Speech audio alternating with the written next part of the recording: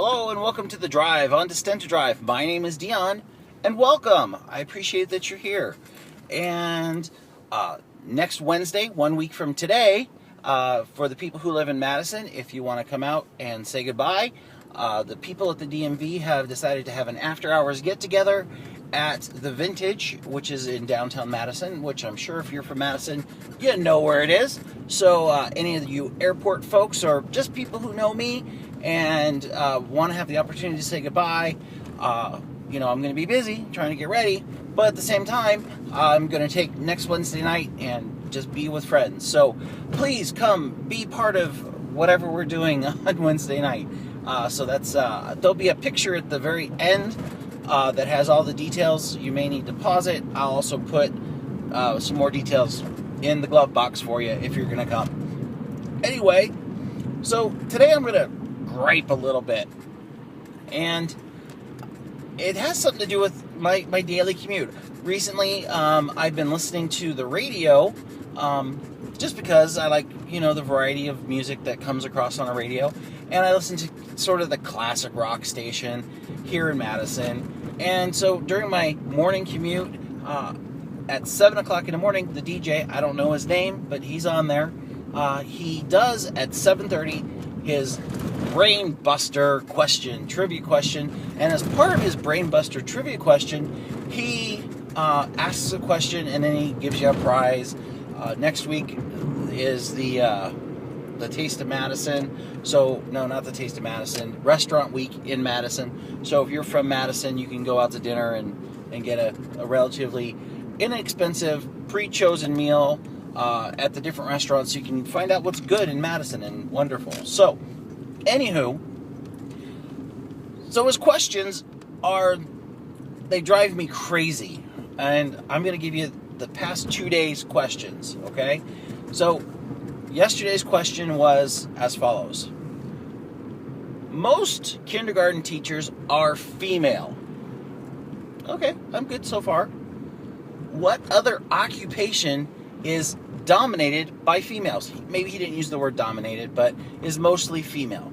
Okay, so I'm sitting here thinking about it. I know I'm not going to call in because, not that important for me to go out to dinner on, Restaurant Week.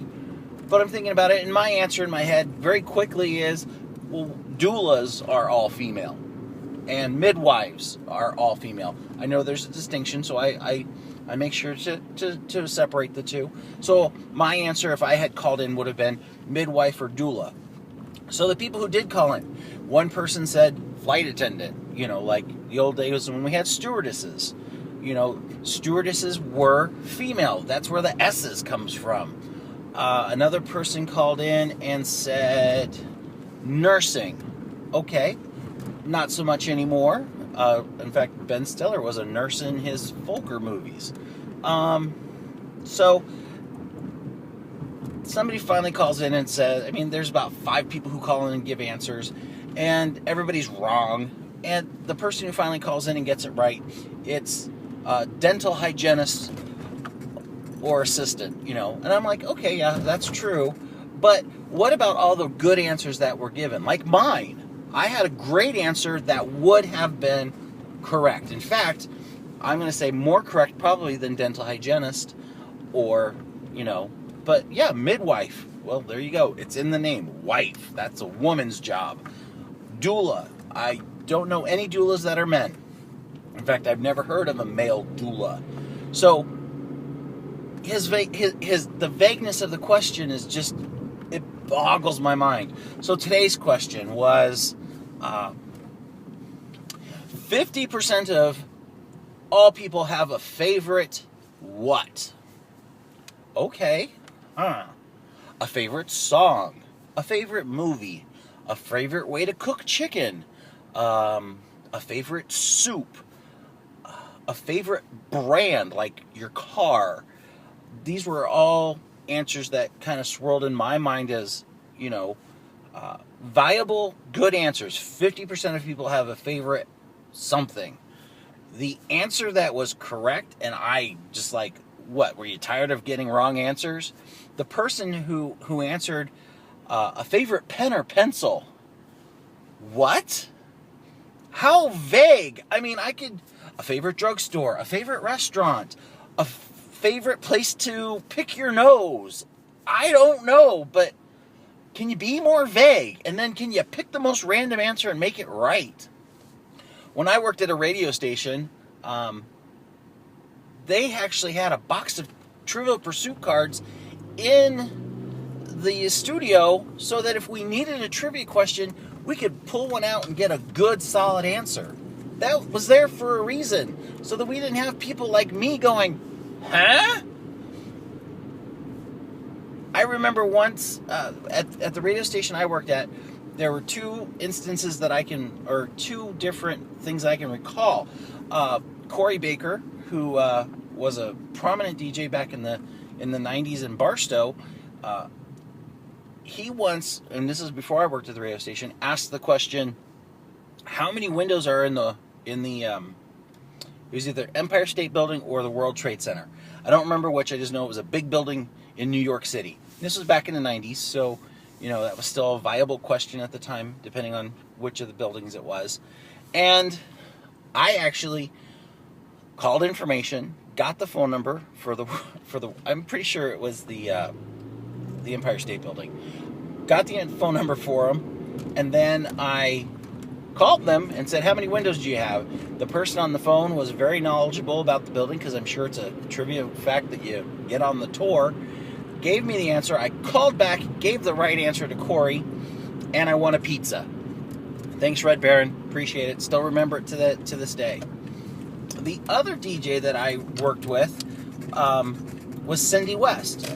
And Cindy did her trivia slightly differently. And it was more of the obscure side, but it was definitely an obtainable answer. So she did a daily trivia question where she'd give away like a pizza or a sandwich or at Subway or something like that. And hers was, what's in my box? So, yeah, there's a little sex, a little fun in there, but, that was part of the game. And what she would do is she had a sound effect that was like box opening, a squeaky box. And then she would say, oh, wow, the thing that's in my box has a really thick tail today. And then she'd play this noise. It'll go with boing, boing, boing, boing, boing. Like a really good, Hanna-Barbera sound effect noise. And then you would call in and you'd say, oh, yeah, that's a kangaroo, thick tail. Because she gave you clues to what it was before she played the noise. Or she'd play the sound of a bee. Or a bell on a tricycle. It was awesome. Those were great trivia questions.